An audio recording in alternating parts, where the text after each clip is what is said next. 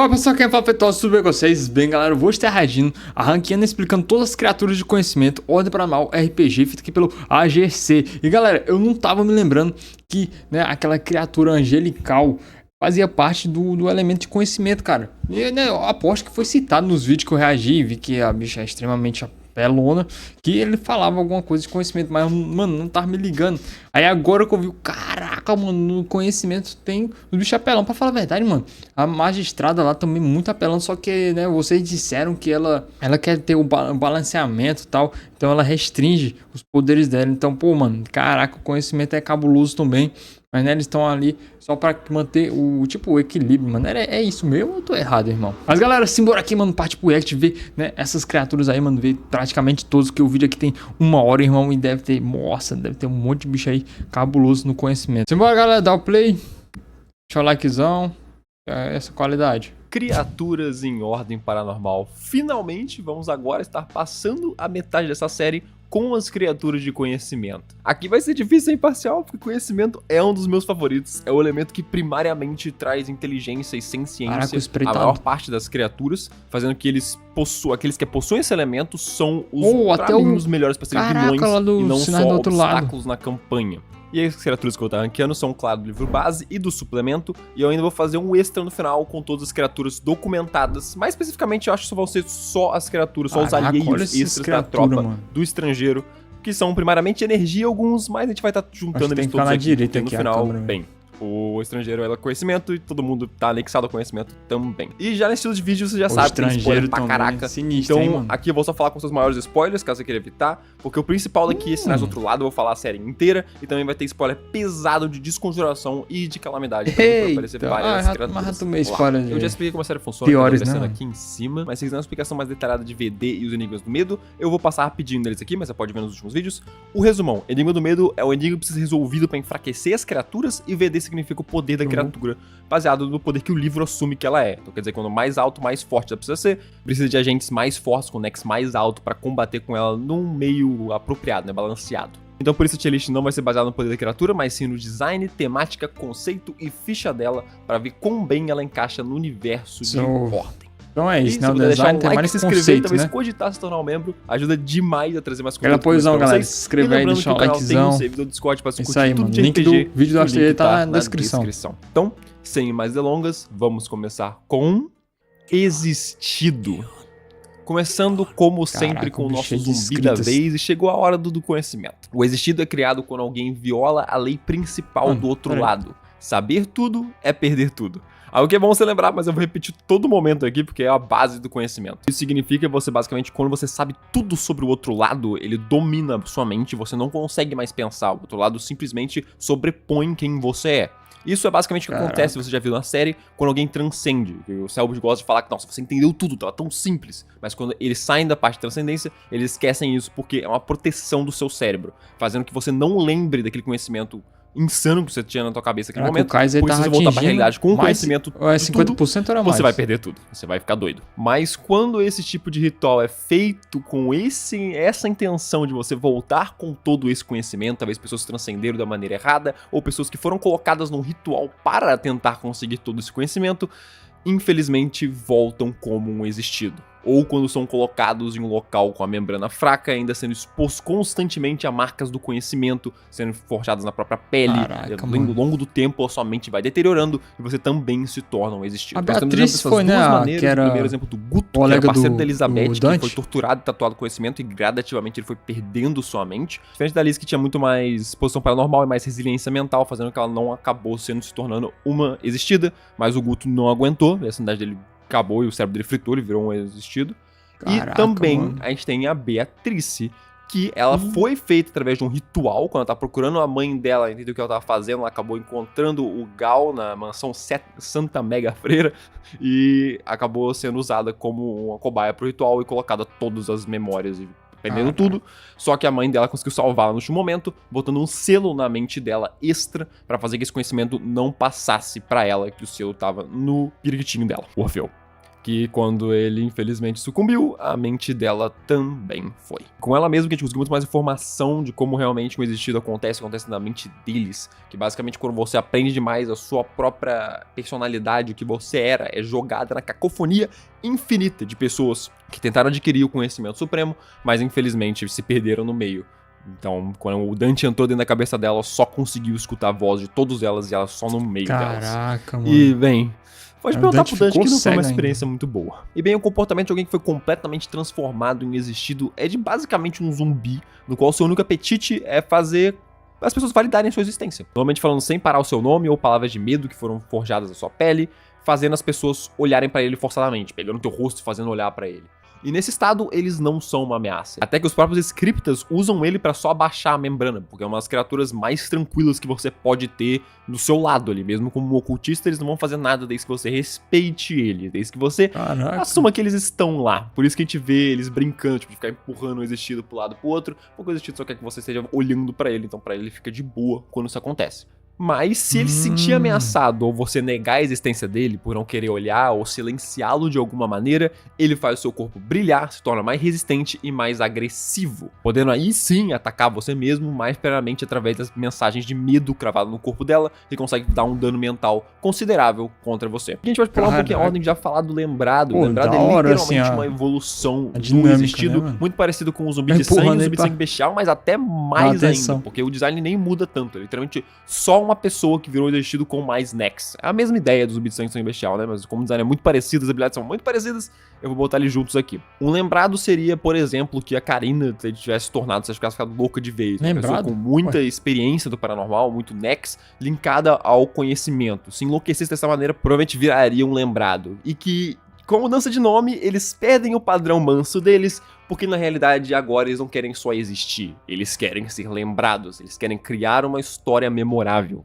que na maior parte das vezes é agredir e espalhar o paranormal outros seres. Eles só querem fazer que você nunca esqueça daquele momento que você presenciou deles. Pode ser matando uma pessoa querida sua, ou te ferindo de maneira, criando cicatrizes infinitas, que você vai sempre lembrar daquele momento que você lutou contra ele, ou pelo menos da atitude, das memórias que ele desempenhou ali, tudo de dor que ele trouxe a você. E por isso, o lembrado é uma máquina de causar dano mental e um ótimo suporte para outras criaturas inimigas, por ter um efeito passivo muito único, que simplesmente está perto dele, você recebe duas desvantagens a todos os seus dados. Vai ser uma criatura muito interessante até para levels mais altos, porque isso daí ferra com qualquer personagem.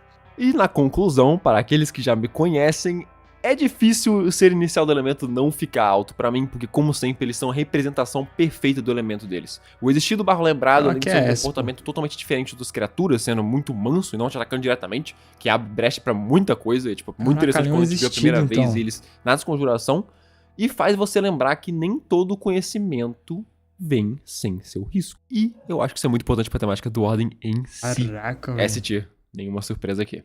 Tem uns bichos cabulosos no conhecimento. Esse daqui eu até estranhei, tá no livro, eu nem lembrava que ele tava, mas essa daqui é uma das criaturas que a gente viu atacando a equipe E no Santo Berço. Peraí, dá pra e ver a aí? única que não tem nada a ver com morte lá. E bem, ele sendo uma das poucas criaturas do Santo Berço documentadas no livro, agora a gente sabe muito mais do porquê ele apareceu lá. Porque o vulto é basicamente uma manifestação que pode aparecer em qualquer lugar, desde que a membrana seja fraca, porque a origem dele é o medo das pessoas entrarem numa área com neblina e simplesmente ter medo de encontrar o paranormal. É a simples paranoia que foi transformada em uma criatura através do medo. Por isso o design dele, que é basicamente uma figura humanoide composta de névoa, porque é isso que a pessoa tem medo de aparecer, né? Você não tô conseguindo chegar um pau na minha frente, se um cara aparecer aqui na minha frente, eu vou tomar um susto do caramba. Então, o vulto é muito simples. O que ele pode fazer é simplesmente ficar escondido contra grupos, que ele pode fazer muito facilmente, porque ele é literalmente névoa, ele pode ficar na tua frente e conseguir rolar testes de furtividade sem nenhum problema. E ele, quando tá escondido, ele pode usar a habilidade dele plantar paranoia, que coloca o efeito abalado de todos os jogadores, sem conseguir causar dano de conhecimento com a sua aura tangível, com a sua habilidade passiva. O abalado, claro, tira um de dado a todas as pessoas que estão afetadas por esse efeito, e também pode evoluir para apavorado, que é uma condição extremamente forte, porque força o alvo a fugir da origem do medo que botou o apavorado nela. Então vai ter que fugir do vulto. Então, cara, se você for um cara corpo a corpo, vai ser quase impossível você conseguir acertar essa criatura, porque você é forçado a fugir todo turno, pelo menos todo turno de movimento. E com uma defesa de vida bem considerável, o vulto pode ser um problema legítimo com apenas 40 de VD, ainda mais com múltiplos de um lugar só, porque é extremamente fácil de colocar eles em qualquer lugar, porque já que eles são simplesmente um medo de névoa, todo lugar paranormal tem névoa. Você pode colocar em qualquer lugar, eles são até mais fáceis de colocar que um zumbi de sangue. E por isso eu acho muito interessante na realidade, porque geralmente só tem um zumbi de sangue pra colocar genericamente. Todos os outros você precisa de um acontecimento um pouquinho mais específico, até mesmo os zumbis, os esqueletos de lodo, os anárquicos, até mesmo que a gente falou agora, os resistidos. Tem um pouquinho de construção pra colocar eles. Mano, o vulto, literalmente, tem paranormal, pode colocar. Então, cara, pra mim é uma criatura totalmente correta pra ordem, funciona perfeitamente. Não é nada demais, mas pelo menos eu coloco no ar, porque cumpre o seu propósito muito bem. Pronto. Parasita da Culpa. Indo direto pra mais um Santo Berço, e esse daqui é um dos protagonistas lá. Tem um episódio inteiro dedicado a ele, e com o seu nome sendo esse, o Parasita da Culpa é bem explicativo o objetivo dele, que é se alimentar da culpa e das emoções, das memórias do hospedeiro, que ainda estão lá. E como ele faz isso normalmente, é que ele se prende numa pessoa adormecida e insere ilusões na mente dela desses eventos. Como vimos com a equipe E, e com o Joey sendo o hospedeiro principal, e também acontece com a equipe Kelvin, que a gente vê mais pra frente, mas teoricamente foi no passado, mas você entendeu. Mas por que afeta várias pessoas, sendo que só foi o Joey, no caso, que foi o hospedeiro? Bem, é porque ele tem uma habilidade que se tiver mais gente dormindo, ele vai afetar todas as pessoas, botar todo mundo num sonho conjunto. Mas claro, a pessoa que precisa tirar elas de lá é o hospedeiro, que precisa conseguir achar e destruir a ilusão correta que representa o Parasita da Culpa. E claro, dentro do sonho, o parasita pode basicamente invocar qualquer tipo de ilusão dentro da sua mente, fazendo você ficar mais confuso e não fazendo saber quem que é realmente real lá dentro ou quem é uma ilusão, já que seus amigos também vão estar lá dentro, então você não pode sair atacando todo mundo. E ao mesmo tempo, ele também pode manifestar clones seus e ilusões do lado de fora, talvez até fingir que você tá de boa e acordou tranquilo, enquanto você realmente tá lutando pela sua vida dentro do seu sonho. E claro, ele causa dano de sanidade constante quando você tá dentro do sonho, então você quer tentar resolver isso o mais rápido possível. Fazendo ser uma criatura muito versátil, que é algo raro pra caraca em criaturas que foram mostradas na série. E geralmente quando os jogadores já viram a série, né, vão saber de cara qual que é a criatura, qual que é o efeito, exatamente como lidar, tem até segurar um pouquinho o metagame. Mas o parasita, cara, tu pode brincar muito com ele, ainda mais em cenas de interlúdio, porque nem todos os personagens dormem em cenas de interlúdio. Alguns só, que às vezes vão escolher, porque dormir não recupera tudo que você quer, alguns querem ficar estudando, ou é um termo, né, mano? Tranquilo de alguma coisa da RPG, vida, esse tipo de coisa. Então, mano, você pode fazer aquele personagem que dormir, fazer um testezinho de percepção, de boa, ele pode ser qualquer coisa. Ele vai estranhar um pouquinho, se ele falar no DT, cara, você pode simplesmente continuar a sessão de boa, o cara continuando, o grupo continuando conversando, indo pra frente, uma ceninha, duas ceninhas na frente, só que aí você percebe que alguma coisa está estranha. Você começa a ver algumas pessoas que não deveriam estar certamente vivas, ou algumas pessoas que não deveriam estar aqui, e o personagem começa a estranhar pra caraca junto do grupo. Fazendo o roleplay ser super sincero, porque nem os outros players que são ilusões estão sabendo, então é exato o que o parasita faria dentro da temática, e nesse momento, na hora que o cara perceber que isso aqui é um sonho, você pode voltar atrás dos personagens falando que realmente eles acabaram de terminar de estudar, e agora que eles estão começando a ver umas ilusões estranhas saindo do cara que tá dormindo, e agora temos duas lutas, uma acontecendo no cara tentando achar o hospedeiro correto dentro do sonho, e o seu time tentando lutar contra as ilusões que o parasita tá criando no mundo real. Fazendo ser extremamente interessante, você pode modificar isso da maneira que você quiser para fazer uma sessão muito maneira, e ainda mais, é uma oportunidade perfeita pra mostrar a história dos personagens sem ser forçado. Esse personagem que permite fazer isso é muito maneiro e cria muito mais situações de roleplay entre os personagens lá dentro, que eu acho extremamente maneiro. Então, pela sua natureza, essa criatura é muito maneira e é muito pouco utilizada. É uma das ferramentas muito boas pra você ter no bolso de mestre, pra conseguir usar ela na mesa, né, cara? Enriquecer os personagens da sua história sem ficar forçado. Né, pessoal? Legitimamente, até eu tenho dessa criatura a mais. Meu mano parasita vai de S tier. Melancolia. Essa é a nossa primeira criatura de conhecimento do Sobreviver no Horror e é uma das mais hypadas de quando o livro saiu, porque o conceito e o design dela é muito zica. E ela é muito parecida com a ideia do Parasita Culpa, né? Que a melancolia também funciona como um parasita, entre aspas. Literalmente escrito como uma doença no livro, já que é um parasita invisível e incorpóreo e pode se alojar na vítima sem ela se perceber, podendo fazer um teste de vontade pra não ser afetada, mas mesmo que passe a melancolia ainda não é detectada e ela só vai tentar achar outra pessoa. Então ela vai fazer teste em todo mundo do grupo. Cara. Meu Deus do céu. Mano. Até que tenha vontade mais fraca e alguém seja infectado por ela eventualmente. E assim a pessoa infectada vai começar a ter sintomas que vão de 1 a 4 e cada um deles representam um elemento específico e as condições são relacionadas a ele também, que progridem até o 4. que no quarto estágio os pensamentos negativos causados pela vítima acabam chegando num ponto extremo e a pessoa não pode fazer mais nada além de tentar só causar o máximo de dano possível a si mesmo, até eventualmente, bem, não aguentar mais. Quando isso acontece, fica pior ainda, porque depois o parasita consegue te efetivamente matar, ele fica mais forte e ele vai só procurar a próxima vítima. Assim, fazendo, se você não lidar com a melancolia da maneira correta, ela só vai conseguir acabar mais vítimas e mais vítimas, até que o seu grupo inteiro já vai sofrer tudo disso, até que ela vire uma monstruosidade absurda. E aí, como é que vê esse Enigma? O contador de mortes que ela já pegou aumenta pra caraca. Que é um conceito extremamente maneiro, mas tem alguns problemas quando é usado na mesa. O mais primeiro é óbvio, é que se você seguir exatamente como o livro fala, o jogador específico tem que fazer teste de vontade e receber efeito negativo pesado no final de toda a cena. Que isso vai atrair alarme fácil pra caramba. Quando do nada eu entrei numa sala escura, nossa, tô meio friozinho, galera, vamos sair? Você sai da cena, entra numa outra cena de investigação, já tem que rolar teste de vontade, já tomou efeito negativo. Tipo, obviamente alguma coisa aconteceu ali, né? Já tô tomando um monte de coisa aqui. E provavelmente só são 4 estágios, igual uma doença normal. Se você for uma só suficiente, tiver pouca vontade, cara, você literalmente pode progredir a doença inteira antes de terminar, tipo, a sessão, velho. Você vai usar a melancolia inteira em algumas horas de gameplay. Caraca. Tipo, não tem nenhum impacto isso, pelo menos eu sinto. Então, se você quiser uma experiência mais imersiva com essa criatura, eu diria que a melhor maneira de fazer isso é deixando os efeitos mais brandos, mais efeitos, mais vezes mais fracos, e mais ao longo do tempo, fazendo com que o pessoal consiga sentir realmente os efeitos negativos disso ao longo do tempo e não saber se é só eles de estar muito tempo com o paranormal ou se é realmente a melancolia.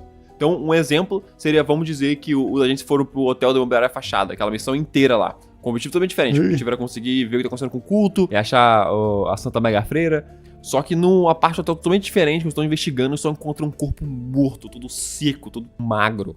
E com claros danos que parecem ter sido causados por uma pessoa mesmo. Mas aí não vai achar nada de interessante. É uma pessoa que morreu por melancolia. Só que quem entrou naquele quarto, ou quem teve a menor vontade nos testes, vai agora estar infectado com a melancolia, porque ela só pulou dessa vítima pra próxima. E nisso, a melhor maneira seria simplesmente escolher o alvo mais distante do grupo, na minha opinião. Se escolher mesmo, não deixar pro dado.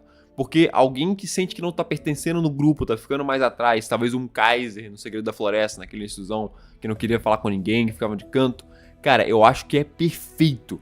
E a criatura certamente acharia que daria a melhor opção, o melhor alvo pra ele. Além disso, é uma maneira de você conseguir, através do Enigma do Medo, eu vou explicar daqui a pouquinho, conseguir mais ou menos tentar unir o grupo nessa criatura, porque o Enigma do Medo é bem maneiro dessa criatura. E se não unirem, bem vai ter consequências. Porque a partir daí, o jogador, na visão dele, vai começar a só ver tudo um pouquinho mais triste. Não vai ter efeitos negativos palpáveis de número no momento. Vai simplesmente quando você descrever, ele vai rolar um teste de percepção pra ver através de uma janela. E se ele rolar um teste bom, você fala, pô, mano, realmente você vê isso aqui, tem uma pessoa lá fora, pessoa do outro lado. Nossa, mas você tá vendo como, cara, o dia tá meio escuro, né? Nubladaço, né? Você odeia dia como esse, cara. Te faz até sentir um pouco mal. É tipo, coisa pequena, pequenas emoçõezinhas, pequenas coisas que só meio que forçar a percepção do personagem com as suas descrições a sentir o dia mais pesado, essa investigação pior. Mesmo que não tenha nenhuma interação ainda com o gameplay em si, você não vai dando todos os resultados pra ele.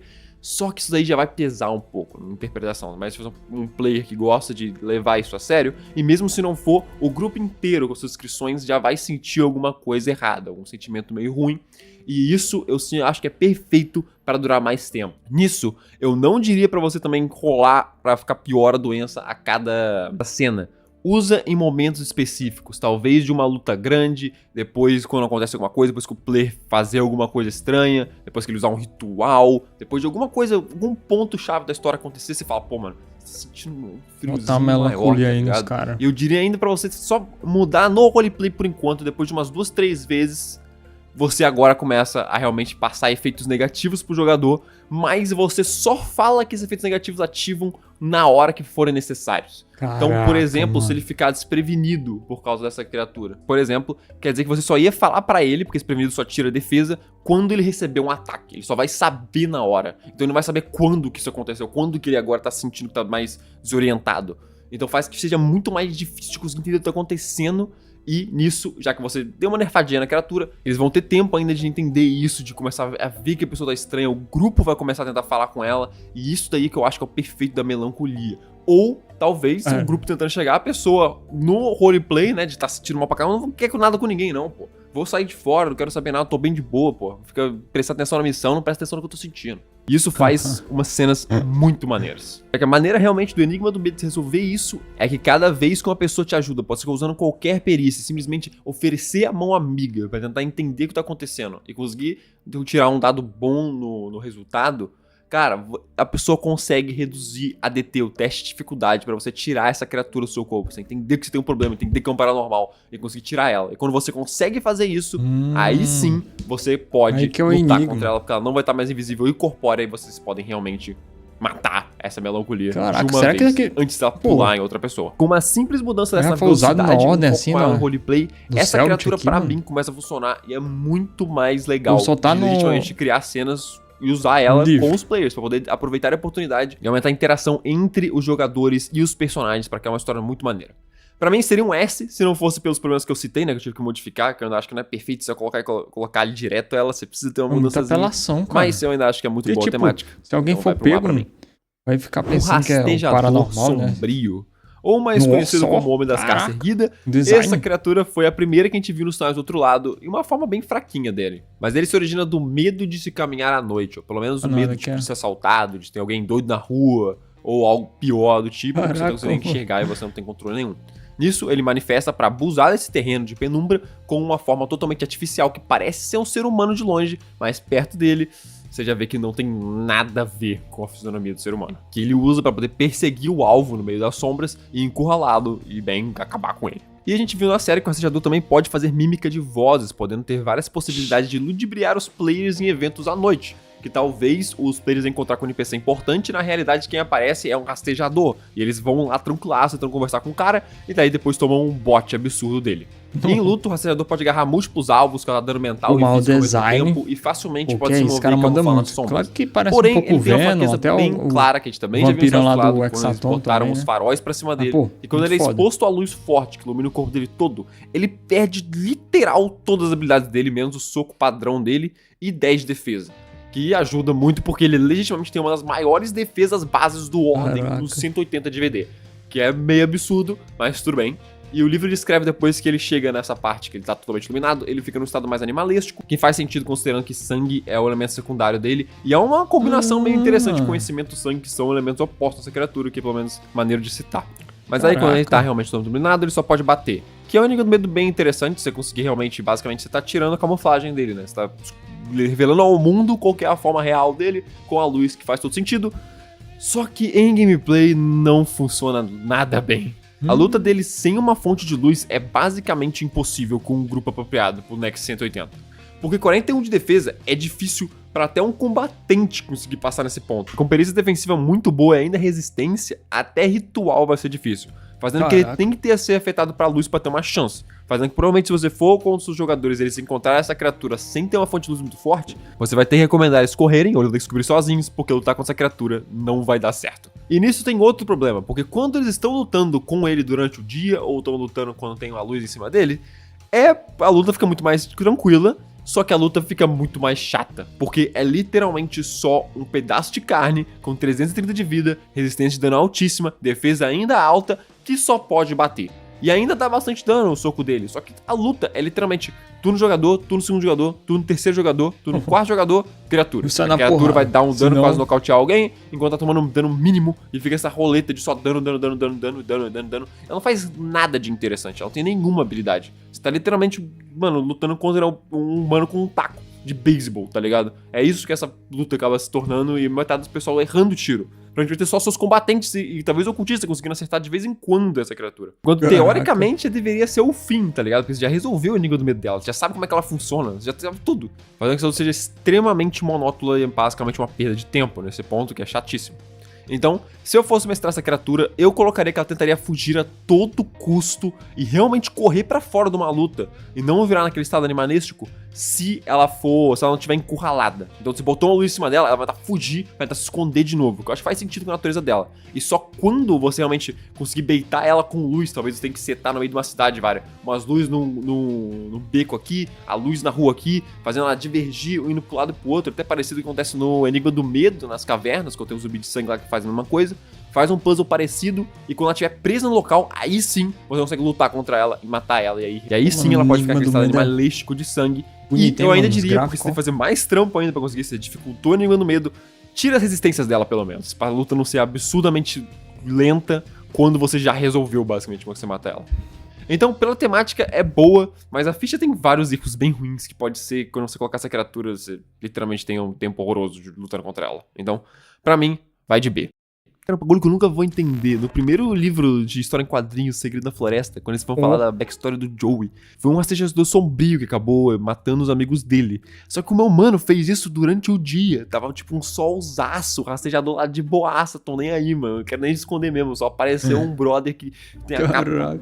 Não parece uma pessoa nem um pouco, tipo, um bagulho absurdo, só chegou e matou todo mundo, tá ligado? O que o cara tá fazendo lá, mano? Pô, mano, a arte bonitaça, não. Esse aí não tinha conhecimento, não, esse era pura sangue. Porra. Espreitador. Chegando um dos main characters agora de conhecimento, já que ele é o principal criatura do Daniel Coração Homem, que tem até um livro oficial sobre ele e outros contos do próprio. Se já assistiu os Conjuração, o Espreitador já tá manjado pra você, já que ele é o inimigo principal muito bem explorado naquela série. E a versão do livro é muito parecida, que como todas as criaturas do Daniel Coração Homem, ela é manifestada a partir do medo das histórias de terror que ele criava, e quando ele é manifestado, ele escolhe uma vítima. No caso da série, várias vítimas, conseguiu escolher a Peraí, ele escolhe uma vítima por quê? Daniel Coração Homem, ela é manifestada a partir do medo das histórias de terror que ele criava, e quando ele é manifestado, ele escolhe uma vítima. No caso da série, várias vítimas, conseguiu escolher a 3 pessoas, né, foi o Kaiser, o Arthur e a Yvette, e começa a usar suas habilidades de poder se teleportar entre frestas, basicamente, pra poder ser furtivo e conseguir ficar olhando elas e esperando elas dormirem, pra quando dormirem atormentarem elas, causando efeito de insônia e mal-estar que as pessoas recebem quando acordam, mas não sabem exatamente de onde veio. E isso também é a fraqueza dele, já que ele vai tentar atormentar as pessoas que estiverem dormindo. A maneira de conseguir resolver o enigma do medo dele é fazer uma armadilha com isso, que exatamente às 2h11, se uma das pessoas atormentadas fingir for dormir com uma sala preferencialmente só com uma fresta aberta, o espreitador vai sair da fresta e chegar perto dela pra atormentar, só que aí a pessoa acorda, né, parece estar acordada, fecha a fresta ou com ajuda, e o espreitador não pode ir pra uma fresta teleportar e ele vai ser forçado a lutar. E aqui no livro tem uma mudança estranha. Na luta do espreitador, ele pode normalmente invocar cópia dos jogadores stalkeados pra lutar com ele, já que a luta dele é muito ruim em ataque físico, ele não tem basicamente nada, ele é um covardezinho gordinho que fica no cantinho assim, só tentando dar uns tapinhos, tá ligado? Mas é porque é forte a luta dele, porque ele pode copiar jogadores, os jogadores podem fazer basicamente tudo normal. Então é uma cópia igualzinha dos jogadores, que é difícil, faz um PVPzão. Só que no livro, ele precisa agora deixar as vítimas enlouquecidas pelo menos uma vez com a habilidade de espreitar dele, que a habilidade dele fica deixar você doido durante dormindo. Só que, cara, dá um dano muito bom de sanidade, só que você não pode garantir isso aconteça antes dos caras resolverem o enigma dele. Ainda mais que tenha só uma pessoa. Se o grupo tiver 5, 6 pessoas e só uma pessoa atormentada for o clone, essa luta vai ser literalmente em 2 segundos. Porque vai matar a cópia de 5 pessoas gankando a cópia, enquanto o espreitador só sofre lá e depois vai tomar chute e soco igual a morcegosa, tá ligado? Que não pode fazer mais nada. Então, eu não entendo por que essa mudança. Eu só sabia como é que tá na série, que todo mundo que foi afetado vai só afetar uma cópia no primeiro ponto, né? Que tá sendo stalkeado no primeiro lugar, não precisa do cara ficar louco por causa disso. Então eu usaria da mesma maneira que ele foi usado na série, que dá um clímax muito melhor quando é uma luta um pouco mais difícil, ainda mais com um monte de gente. Aquela luta quase morreu umas 2, 3 pessoas nela. Que foi muito maneiro e um desfecho muito bom. O único problema real dessa criatura, além como eu falei, essa mudança do livro, que é meio estranho, é que, bem, se os jogadores já viram a série, ele é meio paia. Ele não é tão flexível quanto o Parasita da Culpa, como eu falei antes. Então, se alguém já viu a série, vai ser meio meh. Mas mesmo assim, o design e o conceito dele é muito bom pra mim. Achei da hora, achei da hora. Eu tiro a roupa do Joey, a camisa do Joey, pra ver a ferida. Eu ajudo ele como eu posso ali. Ok.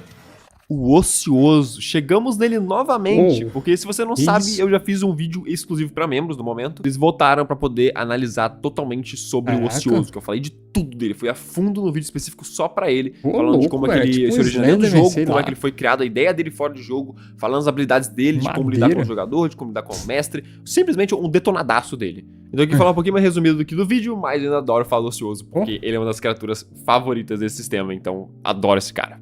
Porque o Ocioso não tem, primeiramente, origem em si. A descrição dele dá pra entender que ele é uma manifestação do conhecimento, uma criatura que tá a todo tempo em busca de aprender, de olhar, de observar. Caraca. E nisso, como ele faz, é ficando no seu campo de visão a todo tempo. Quando ele se origina muito igual ao espreitador, ele também vai escolher uma vítima, uma pessoa que consegue enxergar ele. E ele é invisível pra todo o resto. Só que ele também, parecido com outros criaturas de conhecimento, não ataca de cara. Ele vai ficar só lá, observando a pessoa. Mano, da maneira mais cê creepy tá possível. doido, filho. Já que na realidade ele só fica lá, parado, olhando, fazendo nada. Simplesmente ali. Isso nem é o pior, porque ele pode ser físico, mas a maneira que ele se movimenta definitivamente não é. Ele usa o seu campo de visão como a única área que ele pode existir, fazendo que ele nunca saia do seu campo de visão. A pessoa que está amaldiçoada vai ver o ocioso no canto de olho, na frente dele, a todo momento. Se você estiver olhando para fora de um avião, ele está em algum ponto no seu campo de visão lá no embaixo. Se você estiver dentro de um corredor, ele está no fundo do corredor. Se você estiver dentro de um elevador, ele vai estar do seu lado. E se você olhar para baixo no chão, ele vai estar embaixo de você. Ele nunca vai sair do seu campo de visão, a qualquer momento. Isso aí, Fazendo ser uma criatura véio. extremamente claustrofóbica e que literalmente não faz nada. Ela só tá te assustando a todo ponto. Quanto mais próxima de você, vai mais criando dano medo, mental velho, ela né? causa. Então, Você tá olhando essa criatura é um absurda negócio na sua assim, frente. E caso esse cabuloso. medo se torne ódio, você quer só matar Enfraquecendo a ela membrana de qualquer aí, ó. vez. Cada ataque que ela recebe, ela retalha da mesma maneira como uma reação. Então toda vez que você bater, você vai tomar dano de volta. É como se ela tivesse Caraca. espinho, uma armadura de espinho nela. Vai sempre bater de volta, independente de vezes, porque é uma reação. Então o seu grupo inteiro pode bater nela, ela vai ricochetear todo mundo de volta com um ataque de bastante dano. Fazendo que ela não quer lutar, ela tá só se autodefendendo. No final, ela só quer te dar uma olhadinha, pô. Uma stalkeadinha, né? seu rostinho bonito. Porque isso é mais difícil ainda, porque como eu disse, ela é invisível pros seus outros teammates. Então os outros agentes, que não seja você, não vai estar enxergando ela, vai estar com um debuff absurdo de estar basicamente cego contra ela. Fazendo que essa criatura muitas vezes tem que ser ignorada. A pessoa que tá com ela vai ter que simplesmente, cara, ficar do lado de fora o tempo todo e basicamente não conseguir investigar, porque você tá abrindo um armário, vai estar lá dentro. Mano, ela apareceu na gameplay aqui da série, será? Ele vai estar lá. Pô, mano, Isso vai ser uma doideira pessoa, esse vai daqui, treinando hein? sua sanidade Que constantemente. isso, mano, os E criaturas de essa conhecimento combinação são inteiro de mecânicas faz essa criatura ser uma das minhas cabuloso, cara, favoritas, até agora, cara. Uma mano. criatura que Todos legitimamente só tá lá pra Olha aí, te o bicho olhar. aqui, mano, tá no Nunca canto sai do aqui, teu campo de galera, visão. nos observando. Não te ataca, tá só te Olha aqui. estudando a todo momento. Rapaz, Visível pra todo o resto, fazendo, tá parecendo alucinação, você tá doido vendo isso. É perfeito, cara. E uma das coisas mais assustadoras Eu vou pra desse direita sistema, aqui. legitimamente. Então, cara, eu sou extremamente indecioso quanto a ele, então eu coloco no S. O conceito é bom demais, funciona demais pra conhecimento, cara. E, desde que eu fiz aquele vídeo, eu só fiquei mais apaixonado por ele. Caraca. O bicho papão. Ô, Aqui louco. temos um conceito pouco Bicho utilizado papão, na Ordem, que é estranho, porque a origem do bicho papão é a temática que esse universo mais se baseou pra ser gerado no primeiro ponto, né? Que são lendas urbanas transformadas em criaturas. E o bicho papão é o exemplo principal pra isso. E a gente Caraca, tem um mano. design muito diferente pra ele, uma centopeia de braços que legitimamente é traumatizante de ver embaixo da sua cama. O bicho papão tem a origem de como a gente conheceu o nosso mundo, né? Originada de cantigas e histórias contadas a crianças levadas, que fez que ele se originasse com o medo delas e agora rondasse as casas das crianças, rondando nos telhados da casa, esperando uma abertura, uma janela aberta, uma porta aberta pra entrar nas casas e se esconder em locais que deveriam ser Velho, impossíveis com pro seu tantas histórias tamanho de- e assustar assim, suas vítimas até que não lendas urbanas, aguentem cara, mais de imagina medo as e criaturas, eles a velho. devoram Loura do completo. banheiro, sei lá, mano. O bicho de papão é relativamente Porra, simples ao encontrá-lo e ele usa cantigas de ninar para invadir somente e causar dano de sanidade quando tá furtivo no seu quarto. Também, quando você realmente enlouquecer, ele também consegue dar um bote das sombras do seu alvo, todas as habilidades que ele também pode usar dentro de combate contra os agentes, assim como contra as crianças que vai estar usando de vítimas antes da gente chegarem. O bicho de papão também é bem parecido com o Spring Trap do Five Nights Olha 3, que ele pode ser ludibriado com cantigas de ninar e sons de crianças, fazendo ele ficando desprevenido no caso das cantigas, reduzindo sua defesa, e os sons de choro de uma criança ativam seu instinto que chegou a hora de devorá-las, podendo ser Moleque. possivelmente usado para fazer o bicho papão dar um bote a uma coisa que não existe ou encurralá-lo de certa maneira. E por ele ser literal base para explicar de como o sistema e a temática do Ordem funciona, o mundo de Ordem funciona, ele encaixa perfeitamente em missões de Ordem. Uma criatura originada de histórias, as histórias contam a sua origem e os objetivos e ao mesmo tempo o potencial de ajudar os agentes a livrar dele, falando das fraquezas dele, com várias oportunidades de NPCs, como crianças desaparecidas, uma família pedindo ajuda para a Ordem e novas vítimas se formando a passar dos dias, enriquecendo a investigação e fazendo uma história bem complexa e uma luta e resolução para a história mano. que pode ser realizada de diversas maneiras, podendo prender o bicho papão no seu esconderijo, usando uma criança chorando para deixar ele vulnerável, ou um gravador com uma canção de ninar. O bicho papão, cara, simplesmente funciona perfeitamente de como a Ordem quer que você lide com uma criatura, com a investigação, resolvendo o enigma do medo, falando com pessoas, descobrindo como é que ele funciona, descobrindo onde é que ele tá e eventualmente lutando e matando ele. Agora sim, spoilerzinho, se você quiser uma campanha para o bicho papão, a campanha Mão que nos acolhem tem um gostinho perfeito do As bicho-papão mãos que não... e é muito recomendado. E pra mim, o maninho de muitas mãos que puxa seu pé à noite merece o S-Tier, não tem como, ele é perfeito. Foi incorporado em ordem de maneira perfeita. E como ele falou, né, serve muito pra... Que tá, mano, devia ser o seguido no crescimento, livro, né? de como Tipo, criar evolução uma criatura aí, na ordem. O rascunho. Nos corredores abandonados pelo homem e pela crença, vaga o erro de Deus. Uma ideia abortada de algo que nunca foi. Uma criatura própria existência. É um paradoxo. Contornos negros rasgando o ar de forma mutante, inconsistente e distorcida. Como rabiscos de uma concepção abandonada que não foi devidamente esquecida. A coceira no fundo da mente que jamais pode ser satisfeita. O desconforto psíquico feito real.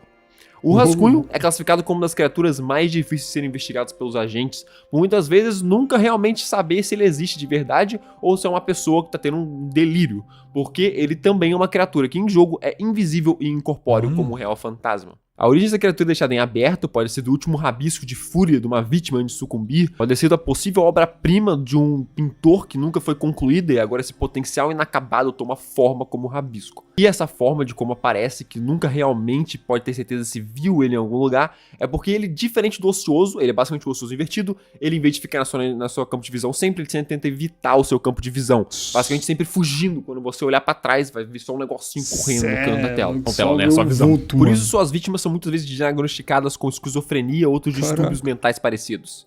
Mas isso não significa que é só uma fagulha da imaginação. O erro de Deus é muito mais que real.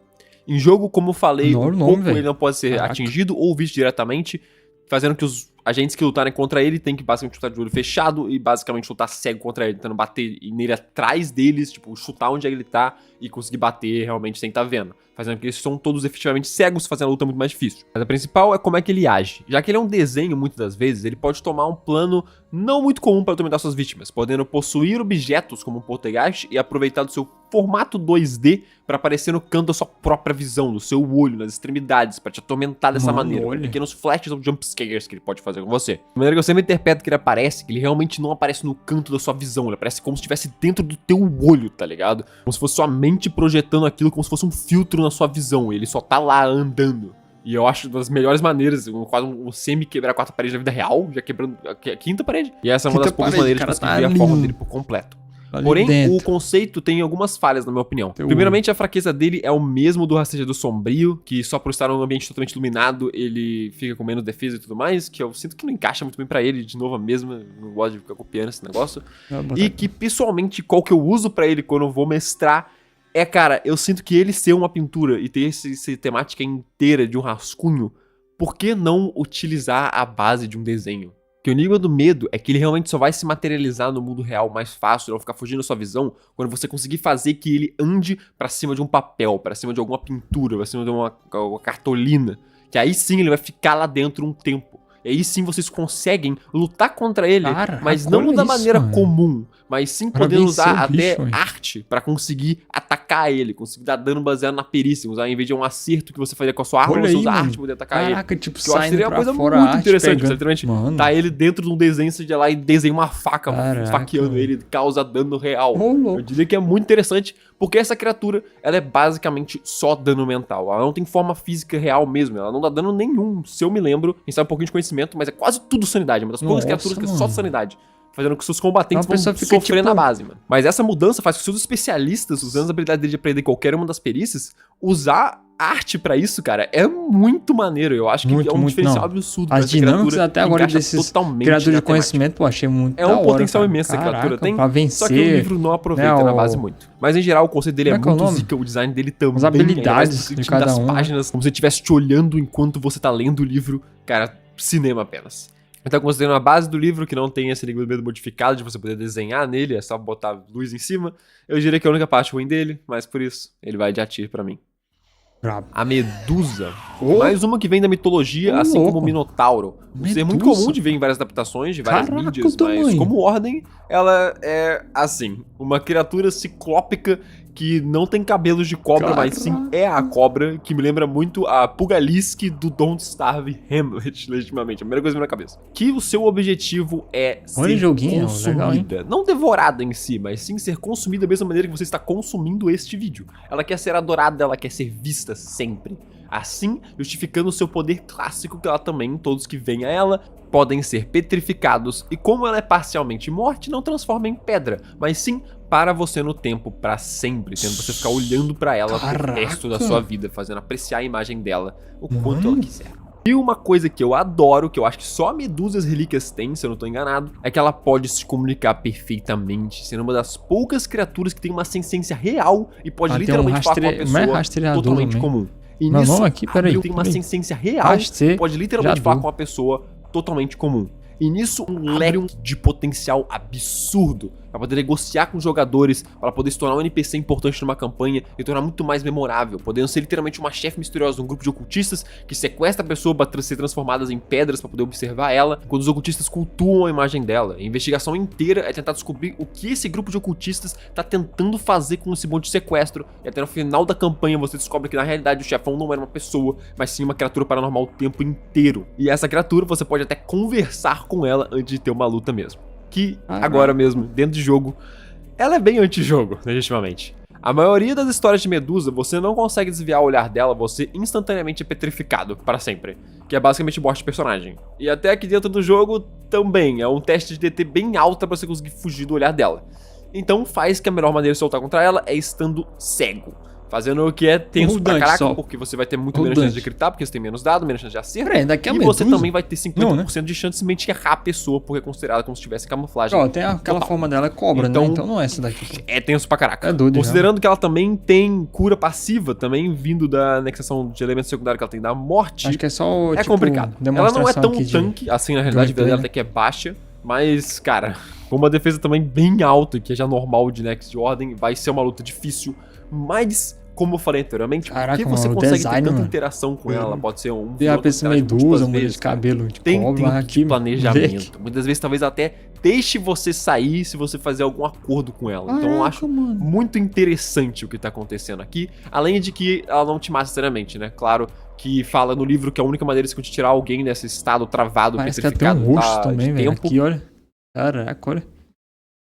Mano, cabuloso. É matando a Medusa, mas, claro, seu mestre pode fazer outras maneiras de você salvar um amigo que ficou preso nisso, pra depois voltar e ter a vingança nela, que eu acho muito maneiro. Então, pra mim, vai de facilmente um S-tier. O Estrangeiro. Chegamos do gringo favorito de todos, bem, quase todos. A Estrela dos Sinais do Outro Lado, ao lado do Retentor da melhor cutscene de Ordem Paranormal até hoje, que só é essa cinemática com a cutscene experimental do Carente. Fui enganado por alguns segundos. Passar a perfeição, né? Mas o Estrangeiro tem uma origem bem detalhada e ao mesmo tempo incerta. O livro descreve a possibilidade de ser uma manifestação causada pelo medo de alienígenas na nossa realidade, que faz total sentido porque a gente conhece do paranormal. Muito como eu falei no Bicho-Papão, é simplesmente uma lenda ou lenda urbana que espalha e as pessoas ficam com medo e acaba gerando a lenda urbana na vida real. Mas os Sinais do Outro Lado têm uma origem diferente do livro de regras, sendo que o Estrangeiro foi primeiramente revelado no livro de regras, mas a gente não sabe quando que os dois foram criados. Talvez ele já, quando ele foi botar no livro de regras, ele estava sendo já planejado de usar na série, muito provavelmente, na realidade. Mas lá no Sinais do Outro Lado a gente descobre que o diretor, Diego Granteros, chega em contato com o Sino de Tenebres, que conseguia enviar sinais paranormais para fora pro mundo e que precisava ser estudado para encontrar como os sinais estão sendo formados, né? Que a gente vê aquelas letras, basicamente a intro inteira dos sinais do outro lado é esses sinais chegando.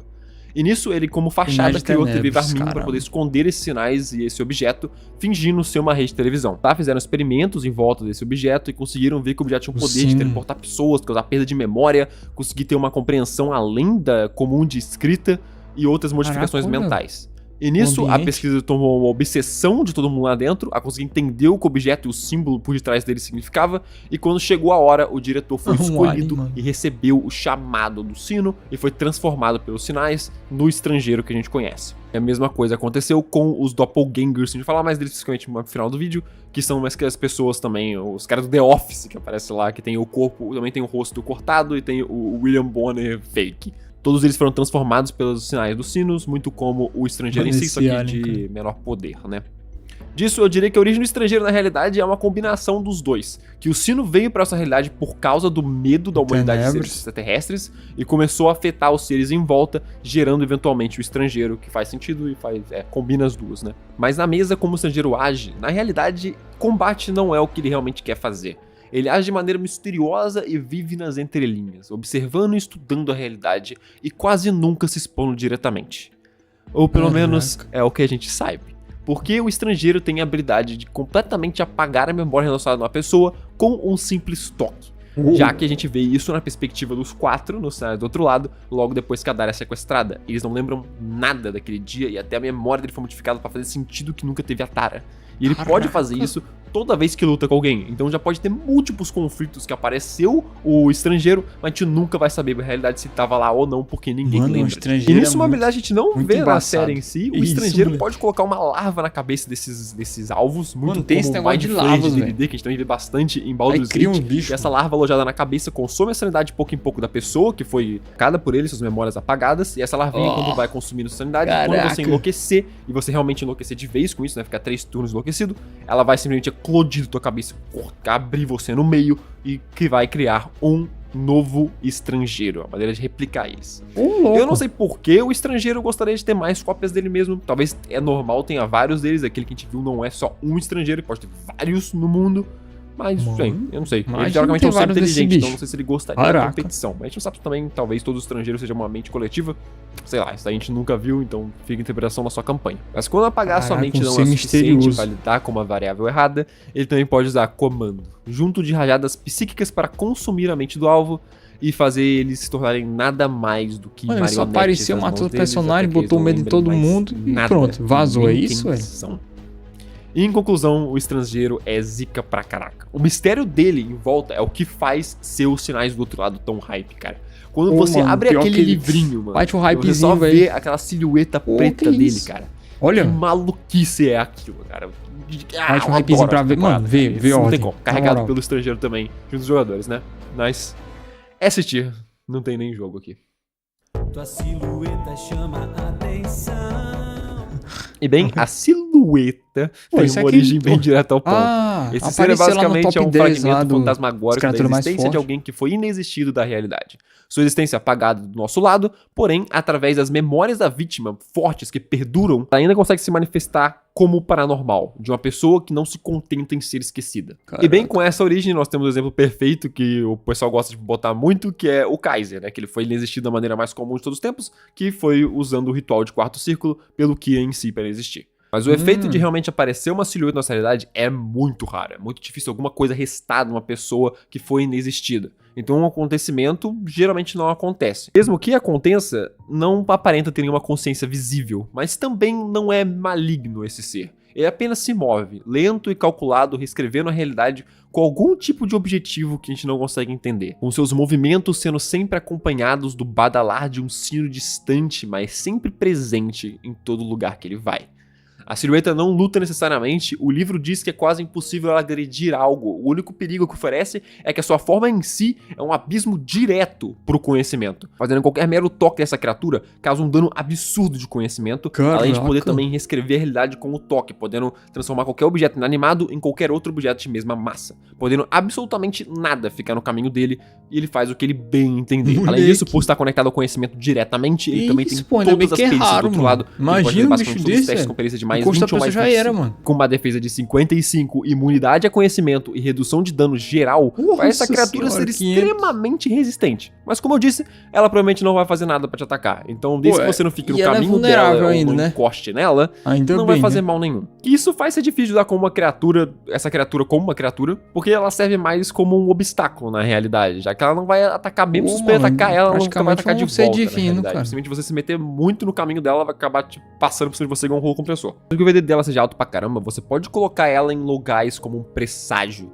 de alguém que realmente teve um poder suficiente pra ser inexistido, se meteu com o paranormal num ponto que alguém conseguiu usar rituais ou poder desse ponto, e o pessoal investigar e descobrir que isso que é uma silhueta cara, já dá um medo absurdo pros jogadores. Ainda mais se forem novatos, teoricamente, na ordem. Já vê o nível que tem essa criatura aqui. Além de ser uma ótima maneira de algum player ser inexistido, porque tem várias criaturas aqui que tem o potencial de inexistir. A gente vai falar de uma logo. Então você também pode ser, quem sabe, um player seu morreu inexistido por ritual ou por criatura. E agora você pode colocar, quando os outros agentes forem lá tentando ir no mesmo lugar onde ele morreu, voltando pelo mesmo local, tem a silhueta dele lá, que pode até ser usado como um guia pra tentar auxiliar eles na investigação, com um pouquinho de memória que ainda existe nesse pequeno pedaço do paranormal.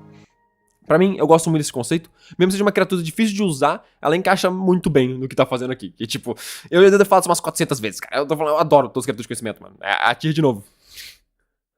O anjo.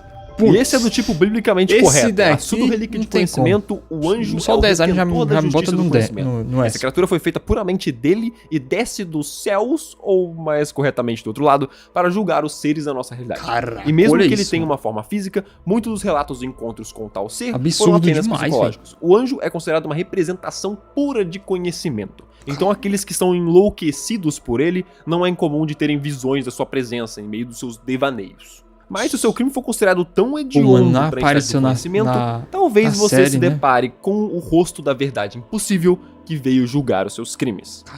E o anjo é ridículo em gameplay. Raios de luz de dano imenso, raios de fogo e até mesmo agarrões que pode levar o agente alto no ar e continuar tomando dano ao mesmo tempo.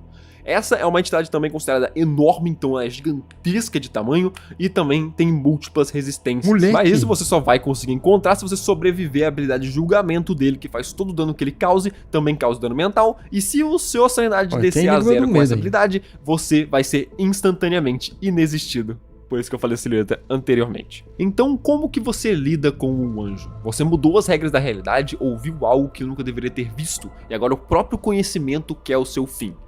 Bem, você manda um Better Call Saul nele. Olha as entrelinhas do julgamento e faça o anjo estar errado de alguma maneira. Conseguindo enganar ele, conseguindo fazer que em algum momento o anjo... seres puros de conhecimento. Os anjos podem ser enganados por seus aliados de justiça. Peraí, tá lendo isso aí, né? Um anjo que falha em julgá-lo corretamente pode cair e ser alcançado por mortais. Quando o enigma do medo do anjo for resolvido, ele perde sua resistência a dano, seu deslocamento de voo e sua habilidade julgamento. Caraca, julgou véio. por algo que você não fez, talvez outra pessoa tenha feito. E nisso, quando você conseguir ludibriar ele de maneira correta, ele perde toda a resistência de dano e assim ele pode ser derrotado, também perdendo a habilidade dele de te inexistir em primeiro ponto. E cara, isso aqui é um anjo bíblico. É igual o Memento Mori. Os designs dessas duas criaturas que a gente já vê em muitas mídias, que elas são perfeitos pra ordem. Então, tipo, eu adoro essa representação. E no fim de tudo, eu não acho que você deveria usar ele muito pra lutas em si. Eu não sei se estiver usando campanha de ordem. Será que você vai aparecer no Apocalipse, mano? Usar quando a pessoa muita ligação, muito né? Conhecimento, Apocalipse, coisas angelicais. Olhos aparecem toda parte, você consegue ver imagens de asas. Agora, aliado e inimigo. Funciona de uma maneira pra ver que você tá indo muito longe. Uma maneira falando, mano, se você continuar aqui, vai acabar com a tua mente. E eu acho isso muito maneiro, já que ele é basicamente, junto da relíquia, é a coisa mais parecida de um conhecimento puro que a gente tem na nossa realidade. É uma criatura. Olha isso, tem uma do medo também, caso você for equiparado a relíquia. Eu acho muito interessante, tem muito potencial para os jogadores serem criativos e o mestre também. Então, pra mim, mais um S-tier, não tem como. A Magistrada. A Máscara do Desespero, a Arauta das Promessas, a Executora das Regras e a Senhorita Dicionário, se perguntar pro nosso amigo, né? Um objeto originado antes mesmo da concepção humana da realidade é um dos relatos mais antigos do paranormal. A Máscara do Desespero permite o portador conseguir ver tudo e saber tudo, se tornar onisciente e onipresente, tendo a realidade inteira na palma da sua mão, com o custo de não ser mais você. O seu ego, personalidade, se juntam na cacofonia infinita do conhecimento e agora o seu único objetivo é simplesmente defender o equilíbrio da realidade. Compartilhado. Mas o que é esse equilíbrio? Bem, como toda ampulheta falha, não é clara qual que é o objetivo do conhecimento ou da máscara. Talvez seja fazer que todos os elementos têm poderes similares um ao outro, nenhum sobrepor, com todos eles ativos, quer dizer que todos eles têm uma fraqueza e uma parte forte, fazendo um pedra, papel, tesoura perfeito. Talvez isso queira fazer que a realidade e o paranormal convivam em harmonia, sem que nenhum mate um ao outro demais. Também pode ser. Ou talvez corrigir os próprios erros do paranormal na nossa realidade. Ou talvez até por ganho próprio. No fim, a gente não sabe qual é o objetivo desse equilíbrio que ela está tentando defender. E no final, ela vai fazer o que ela bem entender, só com algumas regras autoimpostas.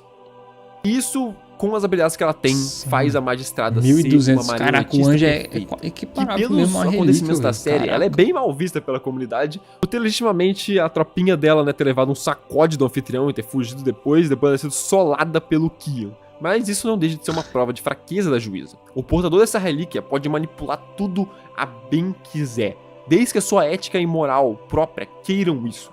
Vidas inteiras podem ser traçadas à risca pelo conhecimento, encontros programados para acontecer e erros que foram destinados a serem feitos. A vida inteira pode ter sido guiada pela mão da máscara para realizar um futuro brilhante e ao mesmo tempo que ela guia um rival para destronar você e tornar sua vida um caos, só porque ela acha que aquilo vai ser o correto. Uma série de dominós que você não teve nenhum controle que foram colocados na sua vida. Podendo gerar qualquer ritual de conhecimento já registrado, podendo aparecer em qualquer sombra da realidade conhecida e desconhecida por nós. A qualquer momento, a qualquer hora. Podendo reescrever a realidade por completo, caso queira. A máscara, legitimamente, tem um poder quase ilimitado. E a única coisa que para ela é o senso de juízo que ela mesma se impõe, que ela não pode fazer tal ou não pode fazer X, que literalmente qualquer um que use essa máscara não consegue usar 100% do poder dela nunca. Porque se em algum momento você conseguisse manipular a máscara, a realidade que conhecemos poderia ser inexistida em um piscar de olhos, afundando ela na eternidade do desespero e no infinito do conhecimento. Mano, tá ligado que a máscara era poderosa, né? Porque eu vi lá nos oficiais do livro de regras e no vídeo do Viral Quest, mas ainda temos alguns extras. Isso novamente. A inteira do estrangeiro, elas têm vários elementos, eu falei no iníciozinho, que alguns são energias primeiramente, outros são conhecimento primeiramente. Nossa, mas já que o estrangeiro em si é mano? conhecimento, todos elas estão anexados a ele, eu vou ranquear todos elas aqui junto, então vamos lá. Os bichos os aí extras, os nossos alheios. Começando com o Doppelganger. Ele é o clássico Nós Somos Todos Um, uma referência clara que é tipo de alien que a gente vê no Homem de Preto, por exemplo, que consegue vestir basicamente a pele de uma pessoa e se esconder na realidade.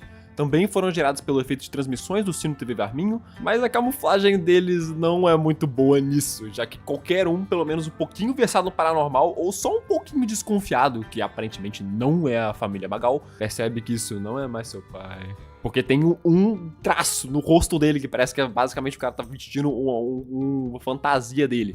E ao mesmo tempo, essa máscara meio falha dá uma sensação de terror Uncanny Valley na realidade. Porque é algo que você consegue claramente ver que não é uma pessoa, não é um ser humano, mas é legitimamente uma criatura tentando te enganar na sua frente. E muitas vezes você não quer que ela perceba isso. Coisa que a gente vê nas cenas perfeitas, mano. Do Uai Sou vem me agredir na minha casa. Mano, é insano de bom. E isso pra mim carrega os doppelganger pra caraca. Além de clássico do William Bonner também. Então pra mim eu acho que compra um papel muito bem também. Então eu vou colocar eles num A. O Bilu. Esse daqui não é canônico real. Tipo, ele é meio canônico, meio não é. Ele só foi ouvido numa sala escura na série mesmo. E depois revelado no Revelando dos Sinais do outro lado. A gente não viu nada além do nome dele e aparência. Nem precisa comentar muito que ele é uma referência ao ET Bilu nesse ponto, né? Que é o nome dele, aparência e tudo. E o ET Bilu hoje em dia já é basicamente folclore brasileiro. Então não tem nada a comentar nesse ponto. Mas pelo menos a minha pesquisa que eu fiz na Wiki... Pô, esse revelando deve ser muito massa, velho. Que, né, acho que deve fez umas duas habilidades né, muito engraçadas pra temática projeto, pra mim, vou considerar o canônico da ficha dele. Que ele rouba rituais e começa a correr das pessoas. Rouba conhecimento literal. Que eu acho muito maneiro. E que eu acho bem legal. Mas o Bilu não tem como ranquear, porque ele não tem nada. A gente nem sabe se ele é realmente canônico. Então vai ficar de fora. Mas ele tá aí, né? Queria pelo menos mencionar ele. O Fubu. Cara, o Fubu é aleatório, mas eu adoro, mano. Eu adoro ele pra caraca. Desde que a luta da aparência e o nomezinho dele, que é fofo pra caraca, não sei porquê. Eu gosto muito que ele é basicamente... O design dele é um alien clássico-zaço, na realidade. É o clássico, tipo, símbolo que eu comparo a tudo, que é o da cabeção. É só aquele alien clássico com cabeção e os olhos grandes. E além disso, ainda combina com basicamente a aparência de uma máscara de gás, porque ele é ligado... esqueci o nome, mano. Como é que pode, cara? Você usa fumaça pra conseguir realmente ver ele quando ele fica invisível. Porque ele é uma das categorias dos camuflados, que são aliens que ficam escondendo e, tipo, olhando em você enquanto ficam invisíveis. Aqui a gente entra realmente no que faz a maior parte desses alheios ser tão interessante. O livro do Morato, legitimamente. O comportamento deles, as classificações dele, que interagem muito bem um com o outro quando você tenta achar um deles. Já que tem vários camuflados, vários psionicos e vários parasitas, identificar qual é qual, porque muitas das tem mais fraquezas criatura, velho. Olha esse tamufa aí. se entrelaçam. Você tem que ir com muito cuidadozinho pra poder lidar com todos eles. E o Fumu é muito interessante, porque a fraqueza dele é você conseguir fazer uma fumaça pra conseguir ver ele. Só que ao mesmo tempo, se for de uma origem inflamável, se for um fogo realmente uma tocha, ele pode manipular o fogo, porque ele é primeiramente energia, como o ritual tem disso, e simplesmente estourar esse fogo e transformar essa vantagem que você tinha nele numa desvantagem pra você. Que é muito temático e eu acho muito maneiro de como é que é usado na série. E cara, pra mim, ele vai um baiazinho, mas eu gosto demais dele. Vai pro A tier. E Rastropoda, mais um alheio da categoria camuflado que comba muito bem quando você considera o Fumu, porque como eu disse anteriormente, eles interagem de maneira bem interessante. Mas fora disso, o Rastropoda é basicamente uma lesma gigante, muito feia pra caraca. Canonicamente, uma das criaturas mais fedorentas do Ordem inteiro. Então, disso já fala um pouco do como é que é esse negócio. Mas, além disso, a Rastropoda tem a habilidade de se camuflar em qualquer lugar com os outros, ficando basicamente invisível. Muito feio, e a maneira de você lidar com ela é você tacando pó em cima dele, coisa que não funciona com o Fumu em si, mas a parte forte dela é que ela pode transformar fumaça em gases venenosos, fazendo se você pensar que tem um Fumu na área, mas na real era uma Rastropoda, você vai estar literalmente invadindo a sala de gás venenoso, todo mundo do seu grupo vai sofrer pra caraca. Fazendo isso de uma maneira muito legal de conseguir lidar com esses dois. Eu tô falando, eles se complementam muito bem, cara. Também a Rastropoda tem uma das cenas maneiríssimas também, que eu gosto muito, quando o pessoal percebendo que tinha que usar farinha contra ela, e na realidade o próprio cara da loja, o Vicente, tinha farinha de fazer pizza, né? Farinha de trigo no bolso e conseguiu só usar pra poder tacar em cima dela, que eu achei muito engraçada e muito temática também. Mas fora isso, a Rastropoda não tem muito tempo de tela e a luta dela não é tão cinematográfica, tem uma habilidade muito interessante. Então, pra mim, ela vai de B. O Interflorado, o primeiro contato que a gente teve com os alheios, e até hoje eu fico abismado de como os 5 conseguiram, no primeiro episódio, mandar essa aposta que fala, mano, esse cara tá infectado, vamos fazer um negócio agora no final do episódio, tô nem aí. E meteram pra atacar o cara na água no primeiro episódio e completamente descarrilhou a série logo de cara. Nossa, olha, as marcas que os sinais do outro lado. Isso, entrou lá no pai dos O Interflorado, eu adoro como é que ele funciona. Ele é muito difícil de olhar pra esse bicho feio da desgraça, mas quando ele tem a habilidade de infectar um humano, sendo um dos classificados como parasita, ele faz que a vítima consiga falar pequenas indicações de infecção. Basicamente faz um minigame de você entender qual dos parasitas essa pessoa está sendo afetada, que faz basicamente quase um dos jogos de anomalia ou um jogo tipo Papers, Please, que você precisa entender o que está acontecendo com a pessoa. A pessoa tá realmente infectada por um dos parasitas, ela só tá passando mal, a gente vai realmente tacar um velho numa água gelada e dar um choque térmico nele por sentido nenhum, ou se a gente não fizer isso, amanhã ele vai despertar e matar toda a família dele. Que faz uma situação muito tensa, que é muito maneira. Porque, cara, isso fica inteiramente na mão do grupo, cara. Esse bicho inteiro, você só sabe que ele vai despertar se você não fizer nada por muito tempo ou se você puxar o gatilho errado. Que, cara, faz umas cenas muito boas. Ainda mais que talvez você consiga até fazer um player ser infectado por isso. Caraca, galera, olha o Celt, moleque. Muito mais tenso que só entra mesmo, mano. Cara. O Interflorado tem muito potencial. E claro, você precisa colocar todos os outros alheios de parasita pra conseguir fazer ele funcionar da melhor maneira. Mas, cara, estamos segurando pra usar um desse na campanha já, que ele não tem ficha oficial ainda. Mas, cara, eu adoro a temática dele, isso tudo de investigação. De maneira extremamente divertida, que basicamente você não precisa rolar dado. É simplesmente ter o culhões de fazer alguma coisa. Que é o que o Ordem precisa pra caraca. Mais criaturas como ter falado no livro teria feito uma diferença absurda. Que na real nem tem, né? Mas, pra mim, caraca, mano, isso aí me lembrou aqueles bichos de Half-Life, velho. Pra finalizar, um das classes psionicos, e é um alívio que tem a possibilidade de infectar instrumentos eletrônicos, pegar uma pessoa e controlar o corpo entre eles, e o mais assustador, pode ler sua mente e pensamentos pra usar eles contra você, pra conseguir te isolar e, bem, consumir sua mente. Padrão aí dos aliens. Esse bicho aí, só que aí, com as peculiaridades dele, ele fica muito mais interessante. Primeiro, o objetivo dele é usar suas memórias contra você, que tem uma possibilidade tão grande de fazer uma cena memorável pra caramba e sem ser forçado da passar do personagem. Uma coisa que eu já tinha falado antes de outras criaturas aqui, mas igual o cenário do outro lado, que a gente basicamente aprendeu tudo sobre o Wojtek dessas cenas do Memoflígico, porque ele conseguiu usar essa memória e trazer pra fora, pra atacar os jogadores com ela. E o extra, ele não compreender emoção ou sentir remorso ou vingança, faz ele ser muito interessante, porque ele pode falar coisas na sua mente que ele não sabe o motivo. Ele não sabe por que o Wojtek é tão importante pros 5. Ele só sabe que aquela pessoa ele tá parecendo muito, eu vou usar ela e vou começar a falar algumas coisas aleatórias. Ainda eu. Sem saber por que tá falando isso, se me está tendo um efeito ou não. Mas você vai atacar essa criatura, pelo menos que ela aparecer, ela não vai ter nenhum remorso também, ela vai tentar te enganar de novo. Ela só tá fazendo basicamente como se fosse um chat GPT da vida tentando falar com você, tá ligado? Além disso, o design etéreo dele e a aparência é muito zica. E a cena que ele cria também do Xande pulando em cima da van, indo pra cima da casa, da árvore pra tentar salvar o cenário, Chico, mano, da hora, insana de maneira. Então, pra mim, ele tem potencial pra caraca também, e eu coloco ele no S. E nisso chegamos no final mesmo. Vendo a tier list daqui, dá pra ver que eu fui bem imparcial no conhecimento, acho que tá bem dividido aqui. Tá, nada. Só tem, cara, tem uma criatura, eu acho, no B. Se eu tiver nesse ponto, estiver lembrando tudo nesse ponto que eu tô gravando agora. E tem o A e S lotado de criatura, cara. Diferente das outras que tinha alguns no C e B. Muito brabo as aqui criaturas eu de não tive nem conhecimento. coragem de colocar, mano.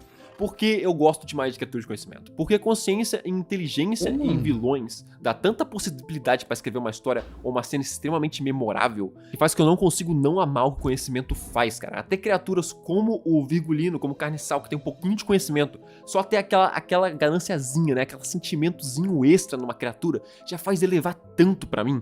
Que, cara, é perfeito, brother. Fazendo sempre ser uma surpresa enfrentar qualquer tipo de criatura desse elemento. E é algo que eu amo de paixão. E, finalizando, muito obrigado por assistir até aqui. Se você puder deixar um like... Valeu, CG, mano, muito brabo aí, velho. Extremamente agradecido. Caraca, tier são eles list, que permitem as criaturas mais de conhecimento. como esse continue a fluir. E aí, por isso, todos a seguir merecem o devido reconhecimento. Começando com Kisney, Fernando Barcelos, Totinha, Chico Eslovaquia... Deixa aí, galera, o link do Pedro vídeo do Alves, AXZ vai estar aí na descrição, beleza? Passe lá.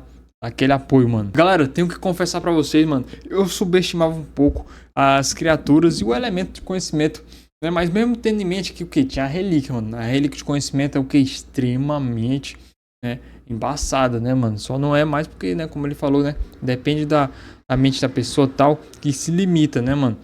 Mas, pô, cara, vendo aqui, né, eu não me lembrava que o anjo, né, fazia parte daqui, moleque, que isso, absurdo. O estrangeiro também.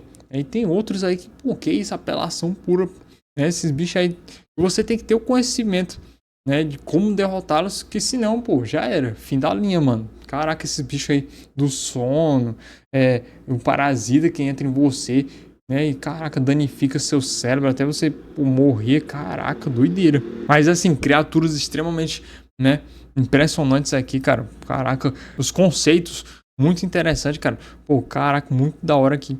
As criaturas do elemento aí do conhecimento. Mas galera, é isso, mano. Achei muito interessante, muito mesmo, as criaturas do elemento. Quero saber mais sobre as outras. Eu vou trazer em breve aí, né, do elemento aí da energia, da morte, né, mano, e ver aí como é que são, né, as outras criaturas aí, cara. Do conhecimento aqui, pô, muito interessante. Eu vou dizer até mais do que o de sangue, cara. Caraca. E ótimo vídeo aqui do ACG, mano, explicando detalhadamente, né, sobre essas criaturas, como usá-las, né, num jogo de mesa e tal. Se você quiser ser o mestre, quiser dar aquela brincada com os play, né. E ótimo vídeo. E galera, passem lá no canal ACG também pra dar aquele apoio, beleza? Link aí do canal e do vídeo vai estar aqui na descrição, beleza? E bom, galera, espero que vocês tenham gostado do react. Deixa um like, se inscrevam, ative o sininho, beleza, pra perder no react. E valeu, falou, até mais, galera.